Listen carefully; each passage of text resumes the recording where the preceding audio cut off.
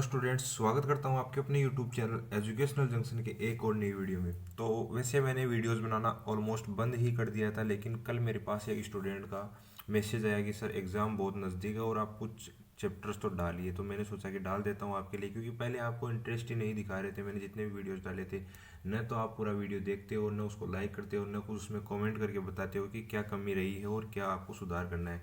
तो आज से मैं फिर से स्टार्ट कर रहा हूँ। फिजिक्स अपन ऑलमोस्ट पूरी करने वाले हैं, पूरा सिलेबस करने वाले हैं।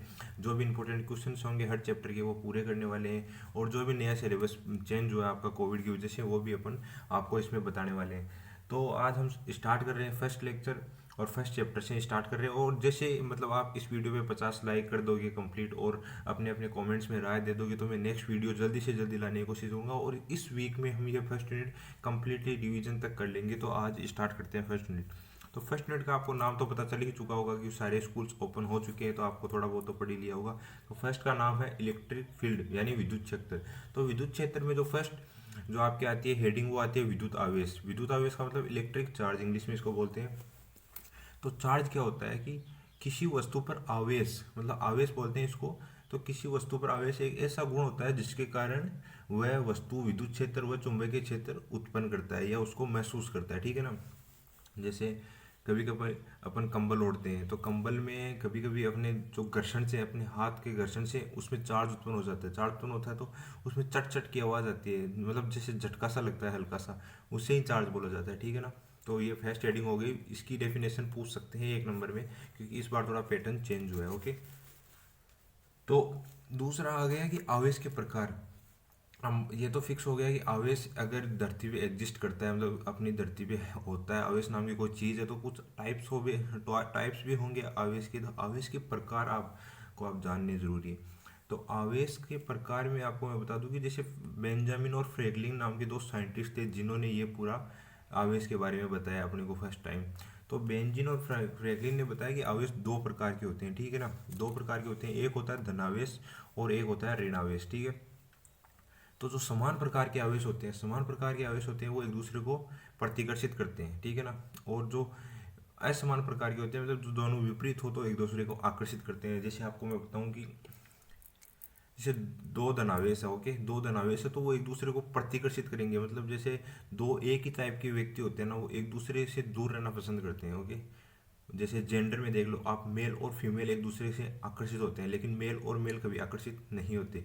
उसी टाइप से आवेशों में होता है कि धनावेश धनावेश कभी आपस में आकर्षित नहीं होते, लेकिन जो धनावेश और ऋणावेश है वो दोनों आपस में आकर्षित होते हैं, ठीक है ना। उससे आप समझ सकते हो, ठीक है। हर चीज़ अपने लाइफ में जो दैनिक जीवन में अपने साथ हो रही है उससे रिलेट किया करो, ताकि आपके फिजिक्स एकदम कॉन्सेप्चुअली तैयार हो जाए, ठीक है ना। क्योंकि अपन किताबी भाषा की तरह उसे पढ़ेंगे तो वो तैयार नहीं होगी, लेकिन आप अगर उसको आपको डेली रूटीन लाइफ से आप उसको अगर मैच करते रहोगे, कंपेयर करते रहोगे, तो आपकी चीज़ें आसानी से हो जाएगी, ठीक है। अब वस्तुओं को आवेशन करने की विधियाँ पढ़ने वाले हैं अपन, ठीक है। तो वस्तुओं का आवेशन करने की विधियों में आपको मैं बता दूं कि इसमें 3-4 विधि पढ़ने वाले हैं। इंपॉर्टेंट क्वेश्चन नहीं है ये, लेकिन आपके लिए 2 नंबर का क्वेश्चन आ सकता है, जिसमें आपको छोटा छोटा लिखना पड़ेगा, पूरा नहीं लिखना पड़ेगा।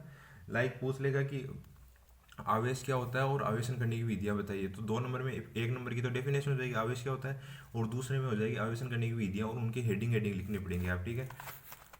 तो आवेशन करने की विधियों में अपन पढ़ते हैं कि घर्षण द्वारा आवेशन, ठीक है। अब जैसे मैंने बोला आपको कि जब अपन कंबल ओढ़ते हैं, तो अपने हाथों से जो घर्षण घर्षण उत्पन्न होता है उस कंबल में, उस कारण से चार्ज उत्पन्न होता है, ठीक है। तो ऐसे ही है, आवेशन घर्षण के कारण उत्पन्न होता है, ठीक है। तो घर्षण के कारण आवेशन उत्पन्न होता है जब दो वस्तुओं को आपस में रगड़ा जाता है। जब दो वस्तुओं को आपस में रगड़ा जाता है ना, तो आवेश उत्पन्न हो जाता है, और जिससे वस्तु आवेशित हो जाती है। अब कुछ नीचे नीचे एग्जांपल देखिए, जैसे जब आप कांच की छड़ की है ना, जैसे कोई कांच की छड़ ली आपने और उसमें रेशमी कपड़ा रगड़ा। अब रेशम तो आप जानते होंगे, रेशम वही जो अपन ने 8 8 9 क्लास में पढ़ी थी, कि जैसे बांग्लादेश की राजधानी ढाका है, ढाका की रेशम सबसे फेमस है वर्ल्ड में, ठीक है ना। वहाँ की जो रेशम प्रोड्यूस होती है ना, वहाँ पे उत्पन्न होती है, वो दुनिया की सबसे गजब की रेशम होती है, वो उसकी मार्केट में बहुत ज़्यादा डिमांड होती है, ठीक है। तो उससे आप रिलेट कीजिए। मैंने कहा ना कि आप पास्ट से जो भी आपने पढ़ा है या दैनिक जीवन में जो भी आप चीज़ें महसूस करते हो उसको फिजिक्स से रिलेट किया करो। जैसे रेशमी कपड़ा आ गया तो रेशमी कपड़े से आप रिलेट करो कि वो बांग्लादेश की राजधानी ढाका, ढाका का रेशम सबसे ज़्यादा फेमस है, तो आपको जीके का क्वेश्चन भी तैयार होता है। मतलब आप कॉम्पिटिटिव के लिए भी तैयार होते हैं। जो इंटेलिजेंट बच्चे होते हैं वो चीज़ों को ऐसे ही रिलेट करते हैं और वो तभी हर एग्जाम और हर कॉम्पिटिशन क्रैक कर जाते हैं। ओके, तो जैसे कांच की छड़ पे आप अगर रेशमी कपड़ा रगड़ते हो ना तो कांच की छड़ पे पॉजिटिव चार्ज आ जाता है और रेशमी कपड़े पे नेगेटिव चार्ज आता है। एग्जाम्पल के तौर पे एक नंबर का क्वेश्चन आ सकता है ये कि जब कांच की छड़ को रेशमी कपड़े से रगड़ा जाता है किस पे कौन सा चार्ज आता है और किस पे कौन सा नहीं आता है। ठीक है, तो रेशमी कपड़े पे नेगेटिव चार्ज आता है। और जैसे बिल्ली की खाल है, तो बिल्ली की खाल पे अगर आप प्लास्टिक की छड़ या एबोनाइट की छड़, एबोनाइट के बारे में मैं आपको बताऊंगा क्या होता है। जब बिल्ली की खाल पे आप प्लास्टिक की छड़ और एबोनाइट की छड़ रगड़ते हो तो इन दोनों छड़ों पे तो नेगेटिव चार्ज आ जाता है और खाल के ऊपर पॉजिटिव चार्ज आ जाता है। ठीक है, जब ऊनी कपड़े पे आप ये चारों चीज़ें रगड़ते हो, रबड़, प्लास्टिक, एबोनाइट और एम्बर, तो इन पे नेगेटिव आता है और इन पे पॉजिटिव चार्ज आ जाता है।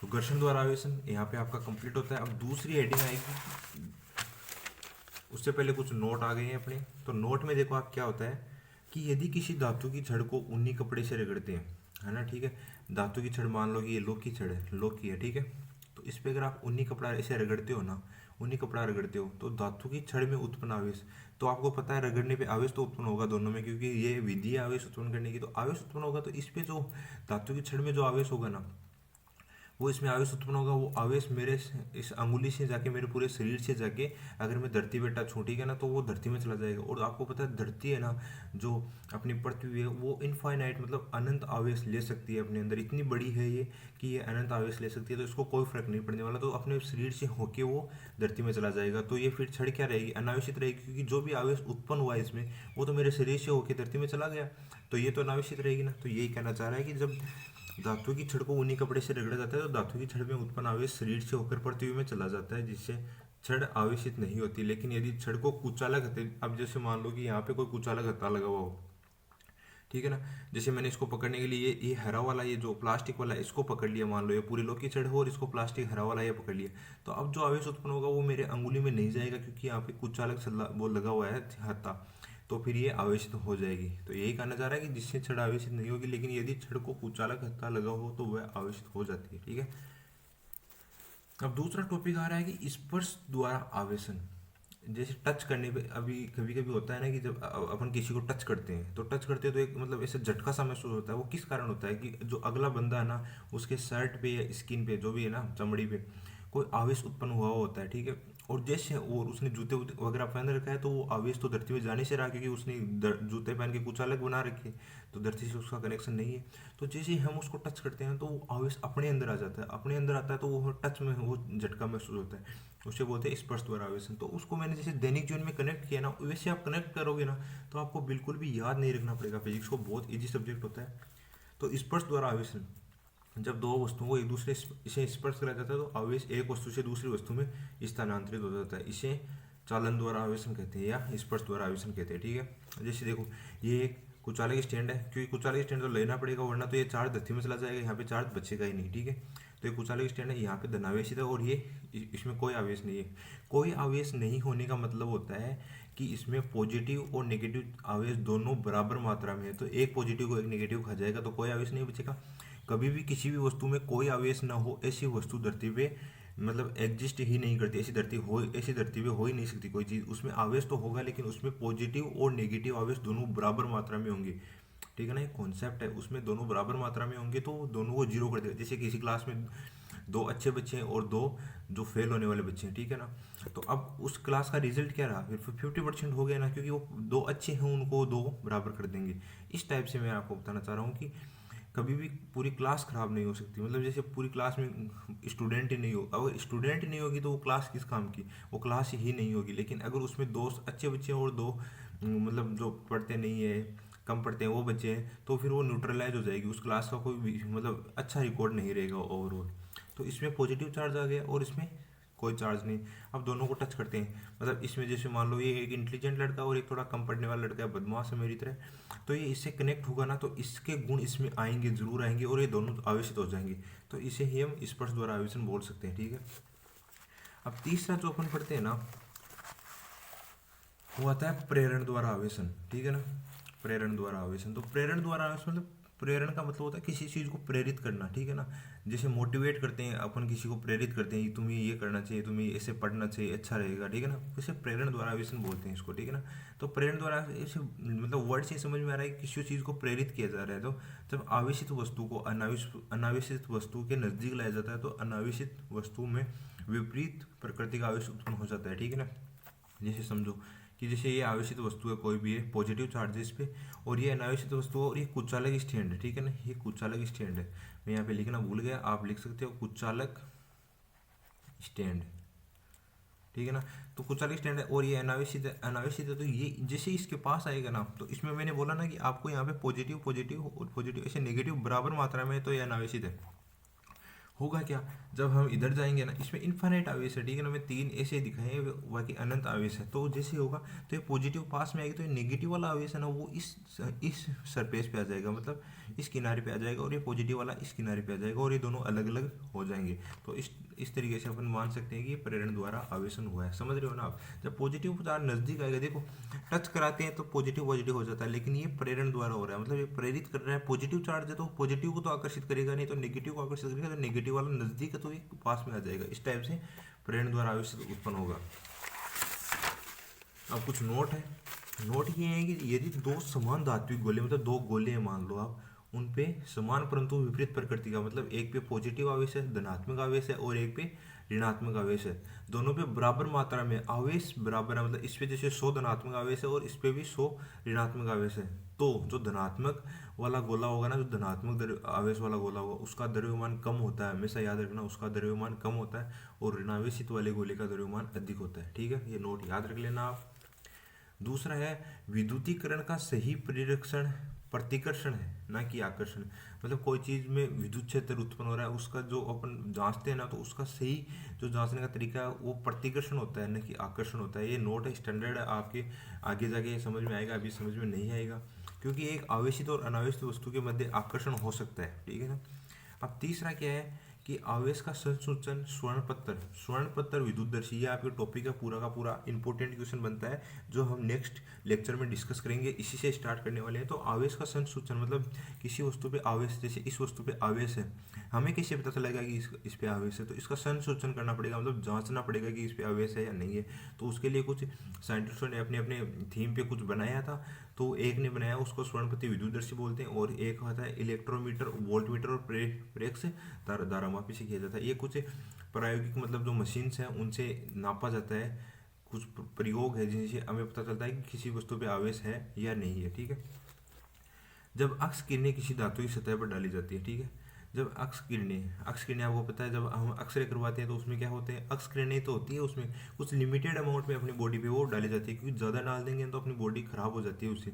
आप कभी भी गौर करना, जब आप अक्सरे रूम में जाते हो ना हॉस्पिटल में, तो उसका रूम ब्लैक शीशे का होता है और एकदम बंद रहता है हमेशा हमेशा, कभी खुला नहीं रहता वो रूम, आपको पता है, क्योंकि उसमें अक्स किरणें होती है जो पूरे हॉस्पिटल में फैल जाएगी अगर वो खुला रह जाएगा। और ये अक्स किरणें होती है, इसमें लगातार अगर कोई इंसान रहता है तो उसकी बॉडी खराब हो जाती है, एकदम क्रैक आ जाते हैं उसकी बॉडी में।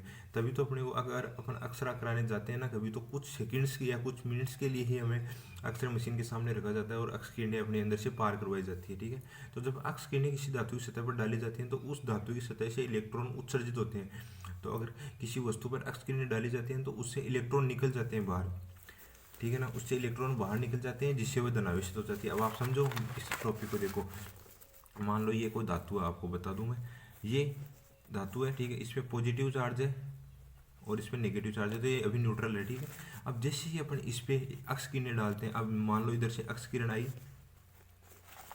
आपको मैं बताता हूँ, जैसे इधर से अक्स किरण आई इस पे, ठीक है, अक्स किरण। अब अक्स किरण आएगी तो इससे क्या होगा, इलेक्ट्रॉन निकल जाएगा, इलेक्ट्रॉन बाहर निकल जाएगा। तो इससे इलेक्ट्रॉन बाहर निकल जाएंगे, ऐसे इलेक्ट्रॉन बाहर निकल जाएंगे, तो इस पर बचेगा क्या, जैसे ये इलेक्ट्रॉन बाहर निकल गया, ठीक है, और ये इलेक्ट्रॉन बाहर निकल गया, तो इस पर ओवरऑल क्या बचा, 2 पॉजिटिव चार्ज और 2 नेगेटिव चार्ज, ये दोनों तो बराबर हो जाएंगे, ओवरऑल 2 पॉजिटिव चार्ज इसमें एक्स्ट्रा बच गए। तो 2 पॉजिटिव चार्ज एक्स्ट्रा बच गए, तो ये क्या हो गई, ये धनावेशित हो गई, ओके। तो जब अक्स किरणें किसी धातु में डाली जाती है तो वो इलेक्ट्रॉन बाहर निकल जाते हैं, तो इलेक्ट्रॉन तो बाहर निकल के जो अपना बाहर का सिस्टम उसमें फैल जाएंगे, लेकिन वो धातु में क्या बचेगा, केवल पॉजिटिव चार्ज बचेंगे, तो वो धनावेशित हो जाएगी। तो इस टाइप से अपना पूरा फर्स्ट लेक्चर कंप्लीट होता है और 7-8 लेक्चर में ये आपका जो चैप्टर है वो कंप्लीट हो जाएगा। लेकिन मैं एम रखता हूँ कि 50 लाइक्स इस वीडियो पे आएंगे तभी आपके नेक्स्ट वीडियोस आने स्टार्ट हो जाएंगे। मैं आपको जो ये मेरे नोट्स है वो इसकी पीडीएफ बना के डाल दूंगा, तो आपको नोट्स बनाने की भी ज़रूरत नहीं है। एकदम बढ़िया अच्छी तरीके से मेरे हाथों से बनाए हुए नोट्स है जो बहुत ही सुंदर राइटिंग में बनाए हुए मेरे हिसाब से। आपके इससे भी अच्छे हो सकते हैं, ये मैं गारंटी नहीं लेता, लेकिन अच्छे नोट्स बनाए हुए हैं आपको पूरे प्रोवाइड करने वाला हूँ। आप वीडियो को लाइक कीजिए और एक वीडियो को पूरा देखिए। मेरे को ये पता चलता है कि कौन सा स्टूडेंट पूरा नहीं देख रहा। आप 2 मिनट वीडियो देखते हो और फिर निकल जाते हो। जब आप पूरा वीडियो देखोगे तभी आपको पता चलेगा कि इसमें कितना अच्छा पढ़ाया हुआ है और कितना कंटेंट दिया हुआ है। तो मैं पूरा चैप्टर पढ़ाने वाला हूँ, नोट्स मेरे तैयार हैं। इस टाइप से आपके पास वीडियो आते रहेंगे और हो सकता है तो अपन कुछ समय बाद में लाइव वीडियोज़ भी आपके लिए डालेंगे, लाइव क्लासेस भी लेंगे। तो वीडियो को लाइक करें, चैनल को सब्सक्राइब करें और अपने ज़्यादा से ज़्यादा दोस्तों के साथ शेयर करें ताकि अपना जो कंटेंट है वो अधिक से अधिक बच्चों के पास पहुँच सके। थैंक यू, धन्यवाद।